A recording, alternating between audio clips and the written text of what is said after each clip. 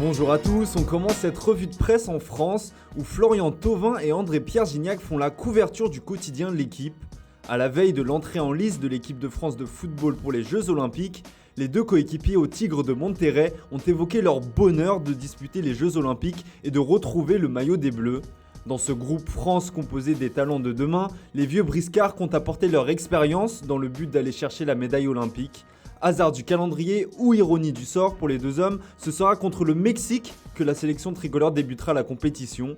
Coup d'envoi demain à 10h heure française. Ce premier match pourrait néanmoins être le seul pour la troupe de Sylvain Ripoll.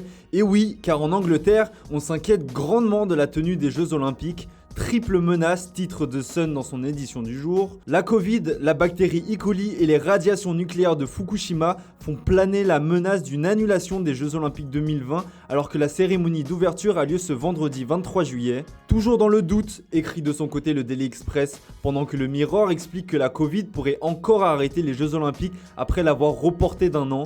En effet, à ce jour, 67 cas positifs ont été recensés dans le village olympique.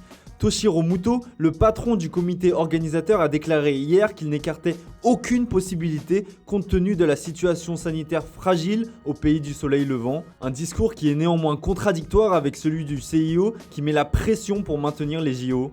On file désormais en Espagne où l'espoir est un peu plus présent avec le Real Madrid qui prépare un plan de relance pour Eden Hazard comme l'explique le quotidien AS en bas de sa une du jour. Carlo Ancelotti et Antonio Pintus, le préparateur physique, ont concocté un plan sur mesure pour remettre sur pied l'ancien joueur de Chelsea. Depuis son arrivée dans la capitale espagnole en 2019, le Belge n'est que l'ombre de lui-même. Pas épargné par les blessures, il présente des statistiques faméliques compte tenu de l'énorme investissement des dirigeants madrilènes. Le joueur de 30 ans espère que cette troisième saison sera enfin la bonne. Il devrait avoir le champ libre pour retrouver son niveau d'antan, puisque comme le souligne le Mundo Deportivo, le Real Madrid ne signera pas de grands joueurs hormis Kylian Mbappé. Mais au vu des finances des merengues, on imagine que l'arrivée de la star du Paris Saint-Germain semble clairement compromise.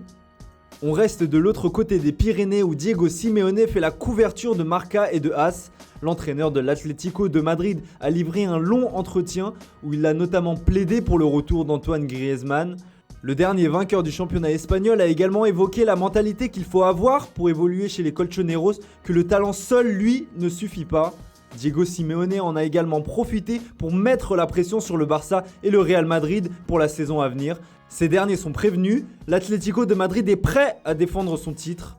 Direction désormais l'Italie, où le duel Cristiano Ronaldo-Federico Chiesa fait rage sur la une de Tuttosport. Les supporters de la Juventus ont tranché sur le plus beau but de la saison dernière et c'est la jeune pépite de la vieille dame qui remporte ce choc face au Capocannoniere Cristiano Ronaldo et ses 29 buts sur la saison. Grand artisan du triomphe de l'Italie lors de l'Euro 2020, Federico Chiesa a été l'une des sensations de la compétition, un nouveau statut qu'il devra prouver dès la saison prochaine.